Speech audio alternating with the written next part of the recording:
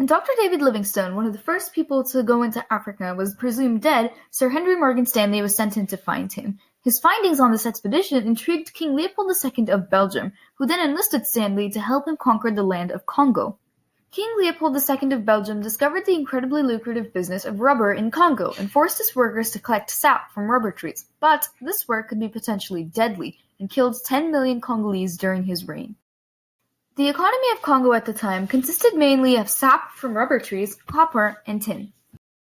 At the time of European imperialism, the culture of Congo went generally downward and towards slavery. The Congolese people were forced to work day and night under the king's rule to meet their daily rubber quota or face severe punishment.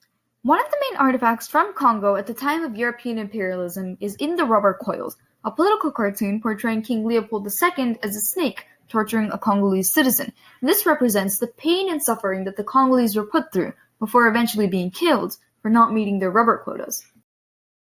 One of the main effects of imperialism in Congo was the robbing of land, resources, and freedom from the native people. They were forced to obtain resources that the king required them to obtain if they wanted to continue living peacefully under his rule.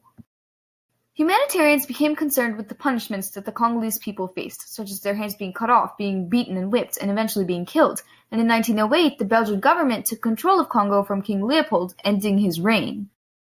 The general outlook of Congo before imperialism was mostly positive, but after imperialism, over half of the population had passed away from punishment and torture. Many more suffered from diseases and malnutrition.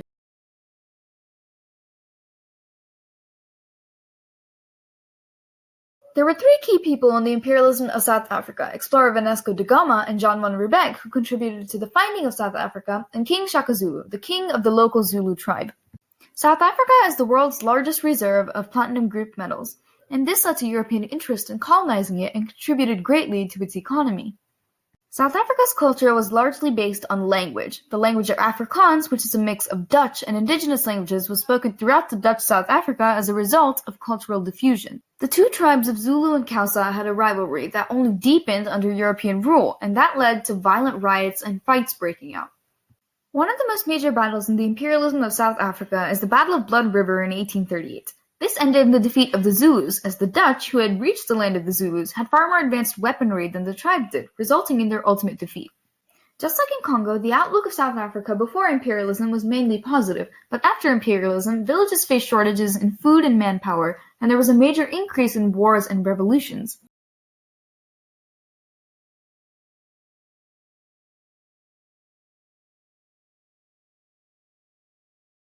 Created using Powtoon.